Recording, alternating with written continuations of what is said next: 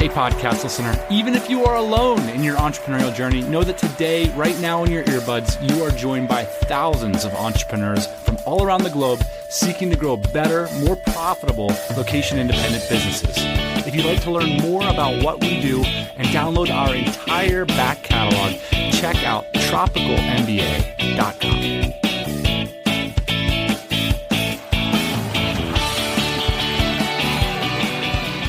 Ian, I wanted to put aside some time to do an episode for the listeners about this book that we've been working on.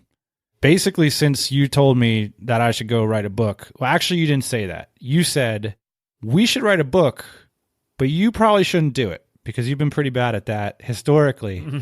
We should hire somebody to write a book. But then the budget that you gave me to write the book with, this is a nice distillation of how our business relationship ultimately works in the end, I think. So you encouraged me to follow this idea and I'm all hyped about it, but then you give me a budget. And so I take this budget to the town and I try to get something done with it. And at the end of a few weeks of searching, I realized that I was the only person willing to work at this price. For that number. It's interesting that you say that because we all remember our version of the story. Okay. For me, I remember the budget being huge. I was like, oh my, I think a lot of people would do this for that money. You were splashing out. Yeah, it was just it was the most money I could imagine it taking. And I was like, yeah, go spend it all. This is going to be great. Because I believe in the idea of what the book is about. Tell us a little bit about what we decided to write about and why we decided to write. So first off, let me just do the marketing at the beginning. So we're going to be giving an opportunity for TMBA listeners to read the book for free. So folks that are TMBA diehard fans, we want people to read the book. This isn't a business venture, right? We really felt like we wanted to share this story with people. So if you're on the mailing list, TropicalMBA.com/subscribe, we're going to do this thing where when the book opens up on Amazon, I think they give you a window to download the book. Pre-order or download or whatever. If you want to know about what's going on with the book sales process, get on the mailing list. That's my pitch. Now, the story of the book, let me start off by saying there's this author. There's one book on Amazon that exists. His name is Bo Burlingham. He's going to be on the pod next week. And he said something to me startling while I was in the process of writing this book. He said he's one of the few people who's really looked into entrepreneurs selling their businesses. How they have successes and how they can screw it up. And really, this is for every entrepreneur. It's about envisioning your future. One of the pet titles for this book, Ian, was Everybody Exits. Whether it's through tragedy, through something bad happening, something good happening, something mediocre, everybody's going to exit their business. You got to have a plan for this. It would be sort of crazy not to. But so many of us don't. We're optimists. We're builders, We don't plan for this stuff. We don't think it through. What ended up happening, according to Bo, is that for entrepreneurs that exit their businesses, 50%, he estimates, of over the 100 that he spoke with, were dissatisfied with how the process went down. And he spoke with other professionals that estimated that that was a bit of a conservative figure. And again, it's hard to find sort of data on this, right? These are stories that don't really get told. If you sell your business for $10 million or whatever, and you don't feel great about it, but you got to move on with your life. And you're not going to sit and write a book about it. Unless you're us. If you sell it for 10 or 15 million bucks, it gets a little harder to write the book too, because you don't want to complain about something that's good. Right? It's kind of not a smooth move. You know what I mean? It's like Cry Me a River entrepreneur with the amazing exit, One of the things you said about Bo's book's called Finish Big, by the way. It might be worth reading that book before next week's episode if you got a minute. I think it's relevant for entrepreneurs, even if you're just getting started. One of the things that you said about that book was, even if you read it before you sold the business, you feel like you would have been yeah, whatever, sure, this applies to these guys, but not me. Why did you think that? Why is it one of these things that you have to kind of go through it first, experience it, and have remorse or regret, and then go back to the feedback and say oh, I should have listened to that? It might be worth just outlining briefly. Essentially, the premise of the book is and this is our book that I'm talking about. The premise of the book is that if we could go back and exit our business again, we would have done things so much differently. And we outline a bunch of exercises in the book that we wish we would have done. Essentially like phone calls like this, Ian, like jump on the phone, like get a big legal pad in front of you and think through your life and your business. And we're going to make it easy for you in the book. Your question, why wouldn't have I understood Bo's book? I don't even know if I'm going to answer this right. I'll just take a stab at it. It was too wise for me in some ways. The wisdom that he shares from all these people that have been through these like really profound experiences, I couldn't relate to that at all, or to understand why they were so important to understand. There's a similar experience that I had when I read Felix Dennis's book, How to Get Rich. He has this chapter hidden in the middle of the book that's really beautiful. And essentially what he says is like the quest for wealth, he believes, ruins so many people and makes them miserable, and like the wealthy aren't actually happy. In fact, they're more miserable than the average person. He goes on all these things. And he's like, but you're not going to probably believe any of this stuff, because you're young, you're ambitious, you think the whole world's ahead of you. And he was absolutely right. I was reading this. I was like, look, man, you're sitting in some villa in Italy. I don't want to hear this. And it's sort of similar with this exiting your business. Like it's really seen as this coronation of an entrepreneur. You read about it online and in magazines of like so-and-so exited for so-and-so. It's this incredible signaling of prestige for an entrepreneur, It's also a lot of money. And so it's hard to hear a message that's like, no, this is like actually a very nuanced phase of your business. It's not a moment. It's not a transaction. It is a phase. And this is Bo's point. And what I've picked up through the research that I've done for this book is only one of those phases is the transaction. And there's just a whole host of other things that are going down that are difficult to recognize if you're not experienced with it.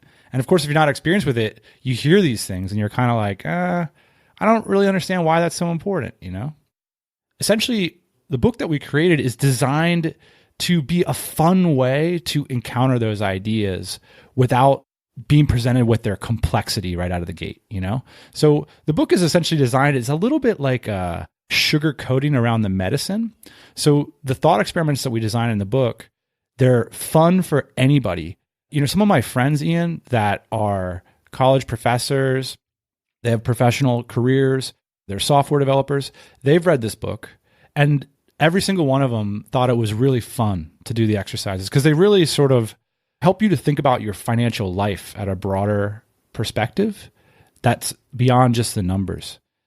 Those sort of exercises can start to help entrepreneurs, I think, to see like how much of a bigger deal an exit is than just like how many times of my annual earnings am I going to get, from this transaction, which is, I think, where most of us really enter the deal. Or you enter the deal like, well, how much money is someone going to offer me? Is that as much money as I need? Well, if so, then yes, I will sell it.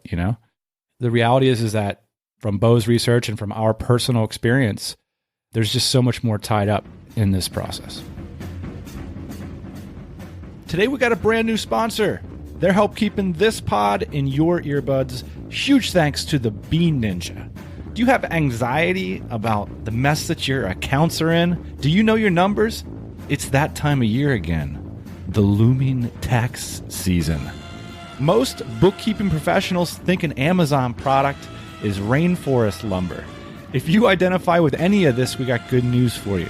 The Bean Ninjas is a bookkeeping service designed to take those problems and anxieties away. And they specialize specifically in online businesses, so they know what you're up to. You absolutely must know your numbers if you're going to run a profitable business. Let the Bean Ninjas keep your books clean so you can stay focused on business growth. And today, for TMBA listeners, the Bean Ninjas is offering a 1-hour road mapping session to help clarify where your finances are and what your next steps should be.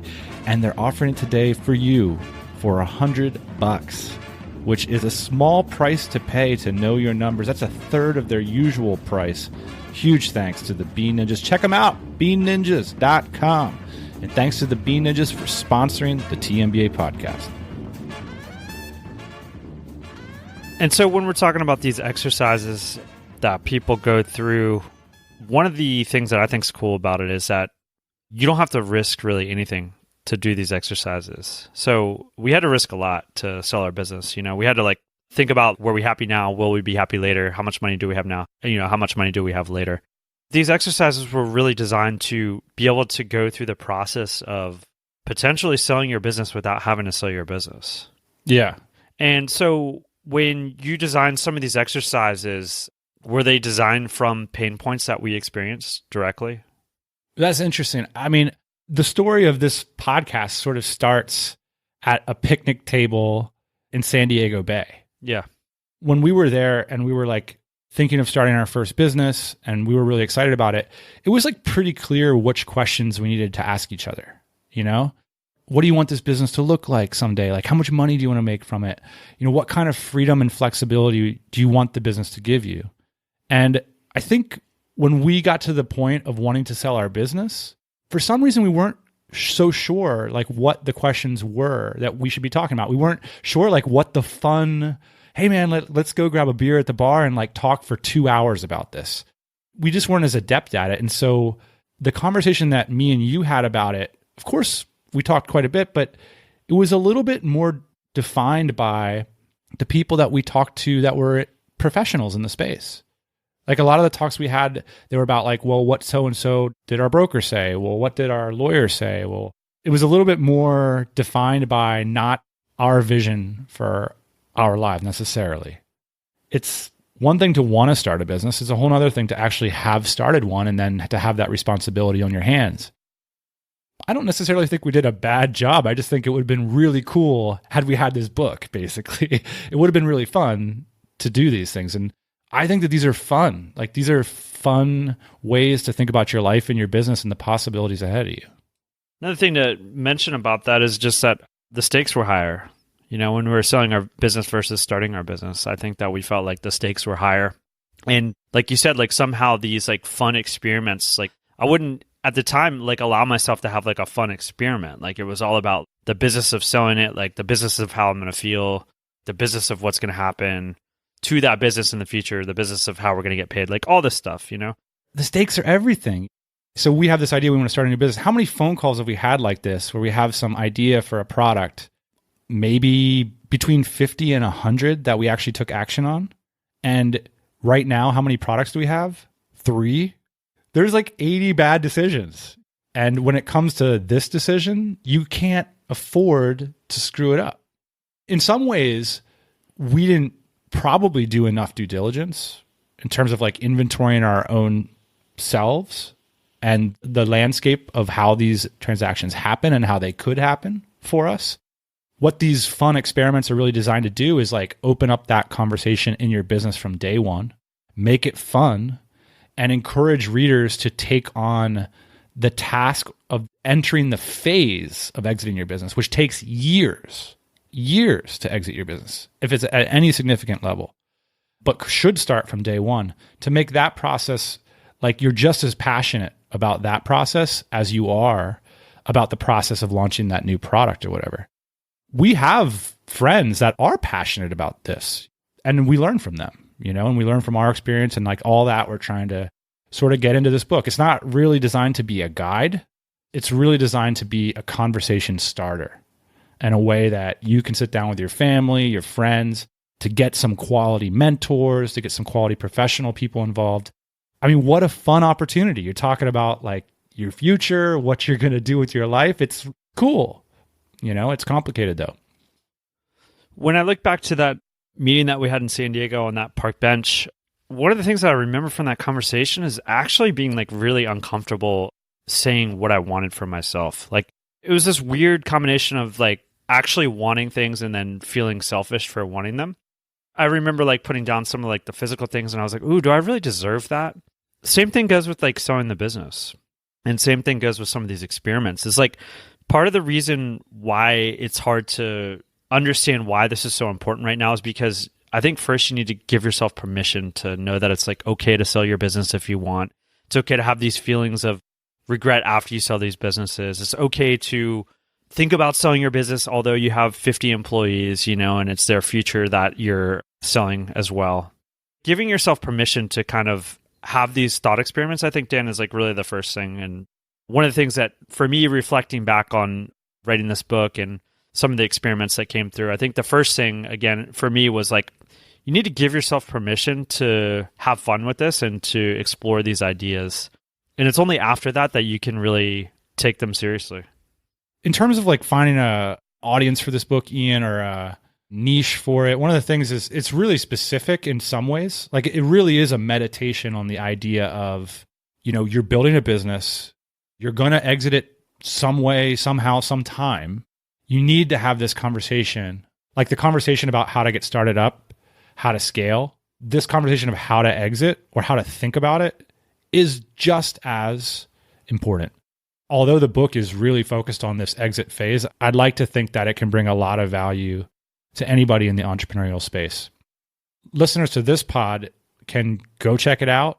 It's not going to be live when this podcast is live, but you can get on the email list that's going to give you early access to the book at tropicalmba.com/book. Man, I'm really excited about this. Like, writing this book was sort of like how I imagine it would be if I had a dissertation to do. Not maybe a real one, but I went out there and I read so many books, so many blog posts, like sort of inventorying the collective knowledge in this space. And it truly is limited.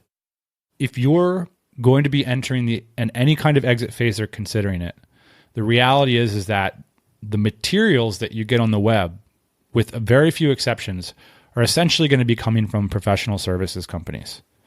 And they, of course, benefit from you ultimately becoming their client. And even if they have the best intentions in place, that advice is A, coming from their perspective, not the perspective of the entrepreneur, and B, it's coming from the perspective of the transaction itself, which again is the process of selling your business could take a decade.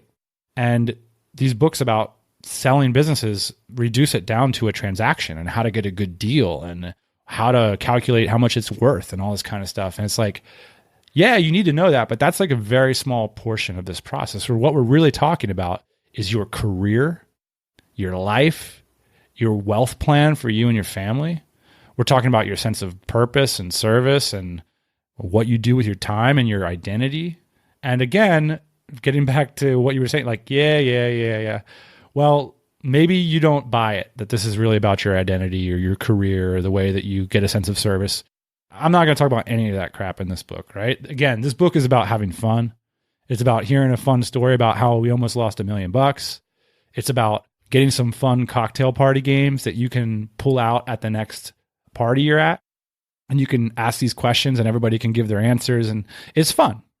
And maybe by the end of the book, you'll get to a point where you have a little bit more clarity about how you should run your business and how you can take the next steps to make sure that you can be super satisfied with your eventual exit and your plan for it. All right, Dan. So again, if you want to get the book early, if you want to get on the list, it's TropicalMBA431. I'd officially like to ask for my payday now, actually, because checks in the mail. Like I said at the beginning of the show, like I remembered it being a huge number, but you remembered it being a small number. So I think we should settle somewhere in between. I think that would be fair. Look at you. Another negotiation episode coming your way soon. All right, boss man, I'll meet you in the middle on that. And I hope to meet you next Thursday morning, 8 a.m. Eastern Standard Time. See you then. Hey, thanks for listening to the Tropical MBA podcast. You can go to TropicalMBA.com, get access to hundreds of back episodes and all kinds of other goodies. Load up your iPod. That is the cheapest way to fly business class on your next international flight. We will see you next Thursday morning, 8 a.m. Eastern